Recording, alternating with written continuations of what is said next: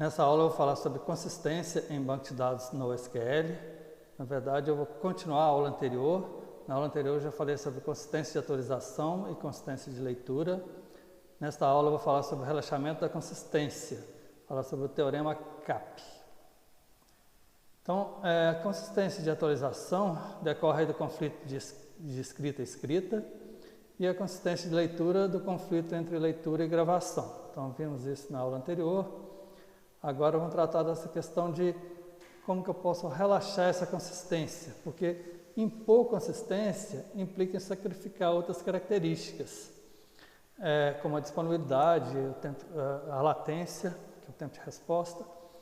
Então, em geral, a principal forma de impor consistência é através da transação. Então, em banco de dados relacional, por exemplo, isso é bem típico.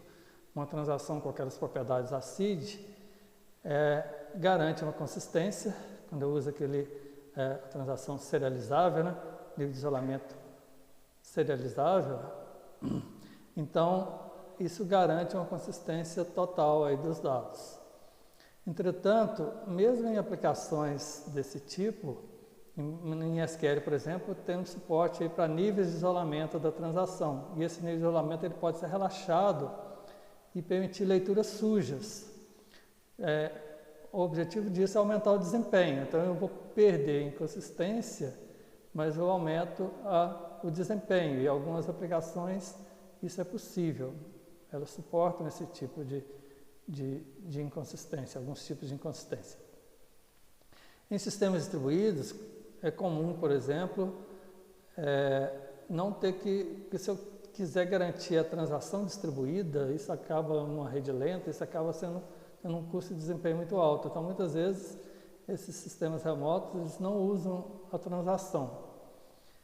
Então, isso já é uma coisa natural mesmo em banco de dados relacionais, porque diferentes domínios têm diferentes tolerâncias à inconsistência.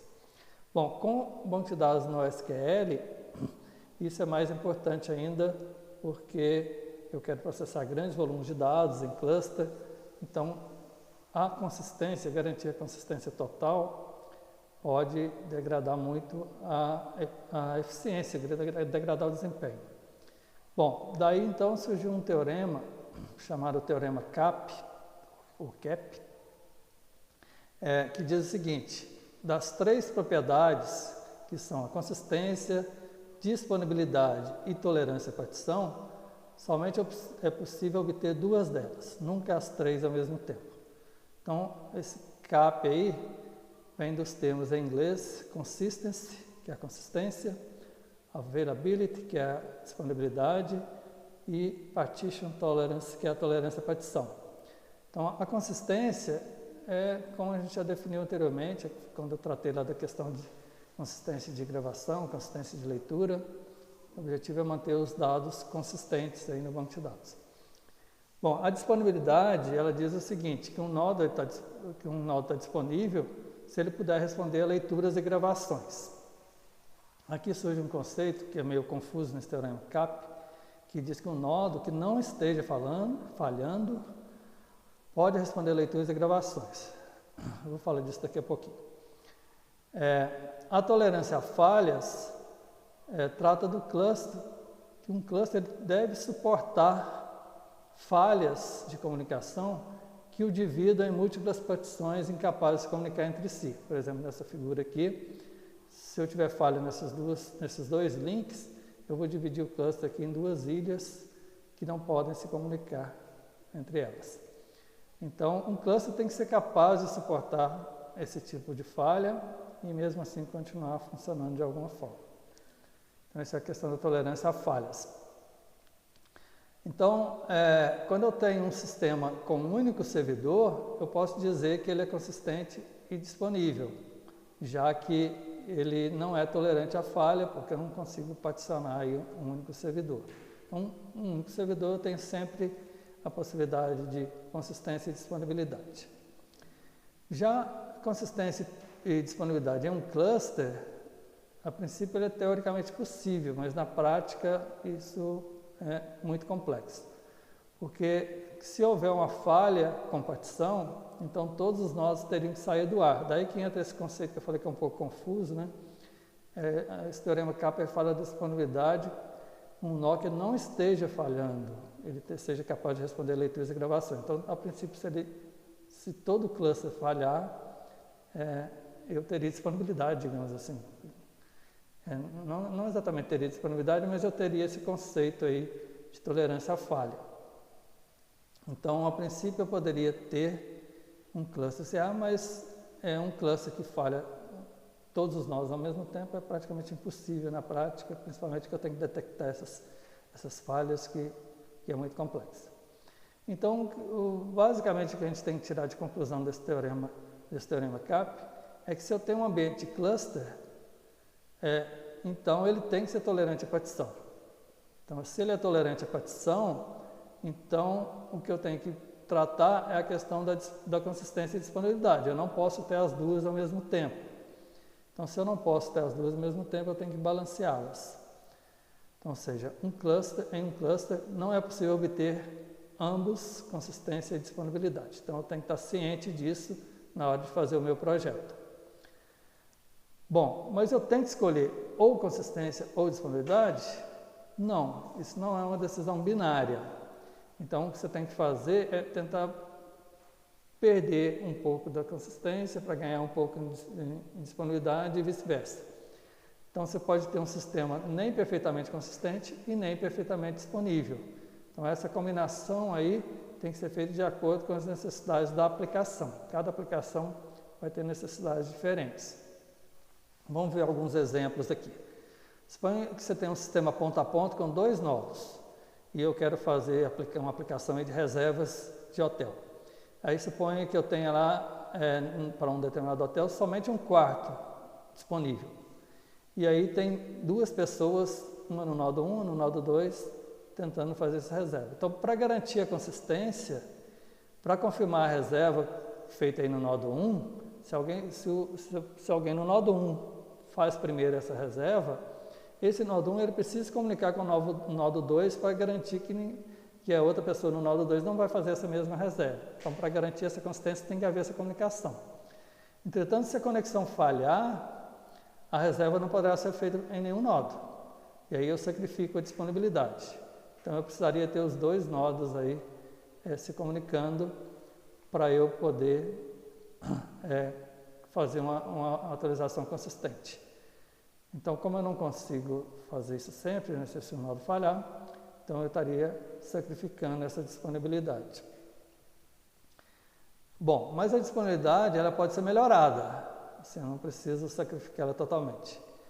Então, se eu usar, por exemplo, a replicação mestre-escravo, designando aí um nodo como mestre para um determinado hotel, então todas as reservas são feitas a partir do mestre, no esquema mestre-escravo. Então, se o nodo 1 for mestre, então a reserva pode ser confirmada mesmo se tiver uma falha na rede, ou seja, ele não precisa enviar essa comunicação, garantir que o nodo 2 vai receber essa comunicação da reserva naquela hora. Então, ele que cuida das atualizações, então ele faz a reserva para o que chegar primeiro, no exemplo aqui o nodo 1. Agora, os usuários que estão no nodo 2, eles vão continuar vendo as informações. Mas essas informações vão estar inconsistentes para eles. Né? Mas isso, para esse tipo de aplicação, não chega a ser um problema, porque depois de algum tempo isso vai ser atualizado e eles vão ver que o quarto não está disponível, porque eles não vão conseguir fazer essa atualização, porque eles precisariam acessar a atualização no nodo 1. Então, isso é uma situação aceitável para esse tipo de aplicação. Então, de acordo com o teorema CAP, esse sistema é consistente, né? Porque ele não permite que os 2 reservem o mesmo quarto, mas ele não garante, não tem aí a disponibilidade, porque os usuários do nodo 2 não conseguem atualizar os dados. Então, é um exemplo possível de acontecer que eu ganho em termos, eu mantenho a consistência e uma disponibilidade parcial. Bom, eu posso ainda obter mais disponibilidade, se eu permitir que ambos os nodos possam aceitar as reservas, mesmo com a falha na rede. tem alguns tipos de aplicação que admitem isso. Por exemplo, dependendo aí da política do hotel, isso não é um problema. Por quê? Porque, por exemplo, hotéis toleram overbooking. Eles permitem que você faça mais reserva do que realmente eles têm de quartos disponíveis.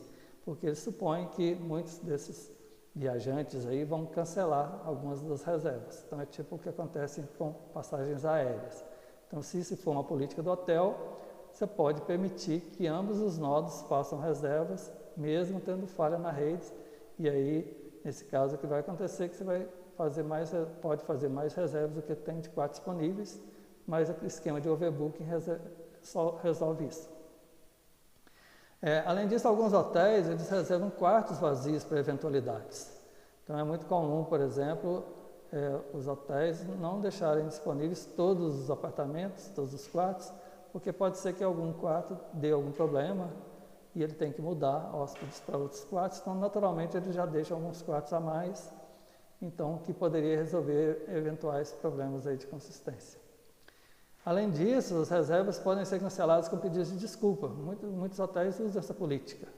Depois que eles percebem que tem muita reserva mais do que disponível, ele pode simplesmente mandar uma mensagem para o usuário, né, que está fazendo a reserva, cancelando a reserva dele com pedido de desculpa, porque para ele é melhor você ter o custo aí de cancelar uma reserva do que perder reservas por falhas na rede. Então, isso tudo depende da política do hotel e de cada aplicação em geral. Então, você pode chegar a ter um esquema com alta disponibilidade e consistência, mesmo com falha na rede. Bom, outro exemplo típico é do carrinho de compra, numa loja de vendas online. Então, o carrinho de compras, você pode continuar trabalhando com esse carrinho mesmo que aconteça falhas na rede. Então, por quê? Porque nessas aplicações, mesmo que você tenha aí mais de um carrinho, na hora de finalizar o pedido, a aplicação pode fazer a junção, né? Unir esses vários carrinhos para finalizar o pedido. E, além disso, mesmo que tenha ainda alguma inconsistência nessa união aí, o usuário ainda tem a oportunidade de examinar o carrinho antes de completar o pedido. Então, eventuais falhas nesse esquema são possíveis, são admitidas aí para esse tipo de aplicação. Então, há casos em que a inconsistência ela pode ser tratada de forma elegante. Então, se você conseguir lidar com atualizações inconsistentes, você tem mais opções aí para aumentar a disponibilidade e o desempenho. Então, tudo depende de cada aplicação. Então, entendendo esses conceitos, entendendo aí a questão do teorema CAP, você pode, então, você tem mais disponibilidade para planejar a sua aplicação. Bom, na verdade, esse teorema ele não trata da latência, que é o tempo de resposta. Então, em geral, é melhor não pensar em equilíbrio entre consistência e disponibilidade, mas sim entre consistência e latência, porque a gente pode enxergar a disponibilidade como sendo aí o limite da latência, ou seja, o quanto nós estamos dispostos a esperar. Então, se a latência for muito alta, a gente acaba desistindo e trata os dados como indisponíveis. Então, na verdade, ao invés de você pensar em consistência e disponibilidade, é melhor você pensar em consistência e qual que é a latência que sua aplicação pode suportar. Então, em resumo, é esse que é o teorema CAP nos diz. Então, é importante entender esses conceitos para planejar bem a sua aplicação. Então, esse é a referência de onde eu tirei a maioria desses conceitos.